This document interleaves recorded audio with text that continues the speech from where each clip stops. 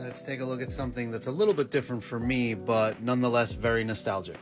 This is the Starship Enterprise from the Next Generation show, released by Playmates with lights and sounds. And this was released by Playmates in, I think, 1992, which actually ends up being kind of an important year as far as my page is concerned, because I'm finding that 92, 93 is the tail end of the spectrum of stuff that I purchase, as far as it relates to nostalgia. I'm 44 years old right now, and the window of years from which I purchase merchandise does seem to get broader the older I get. But as of right now, at 44 years old, 92, 93 seems to be the end of where I purchase things that make me reminisce about my childhood. Maybe there's some sort of hidden equation there, I don't know, but that's where we're at right now, 92, 93. And I was a fan of the Star Trek The Next Generation show. I remember watching it religiously with my great aunt who loved it.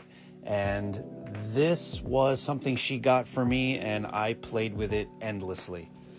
I went through a phase where I was really obsessed with the scale, the size of how big these starships are supposed to be on the show, and getting toys that were in scale with each other so that I could have them doing battle was something I was obsessed with. And yeah, it actually had sounds from the Star Trek TV show. But there are no batteries in this one. But we're gonna put some in.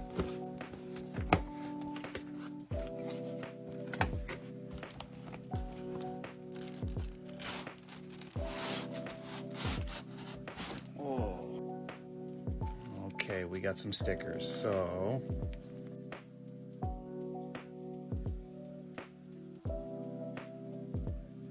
I do not have the right setup to display this. So let's just put this here for a second. 44 years old, but just like when I was 14, I do not have the patience to put every sticker on, so I just put on the bigger ones that I felt made an impact. I remember the feel of this, the weight of this, very, very well. This is a toy, but it feels, or it looks very much like it's screen accurate to the design of the Enterprise D. The engines just clip on.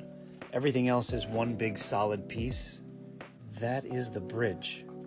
I loved trying to put that into perspective as to how large these ships were and how you could sort of live your entire life on one of them and not see every corner of the ship. I whooshed this thing all over the house when I was a kid. The batteries go in there, and the sounds really do bring back memories. First one is just for flight, and it does light up the engines on either side. Button number 2 is for engaging the warp drive. Button number 3 is for phasers with explosion. And then last, but certainly not least, what were they called? Photon torpedoes? That's my favorite one.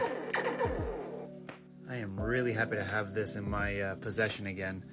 If you are a fan of the Star Trek The Next Generation show, I think this is probably a must-have. But also, if you're kind of on Star Trek, but you do collect pop culture stuff from the 90s, this is not that expensive as far as vintage toys go. So I recommend this.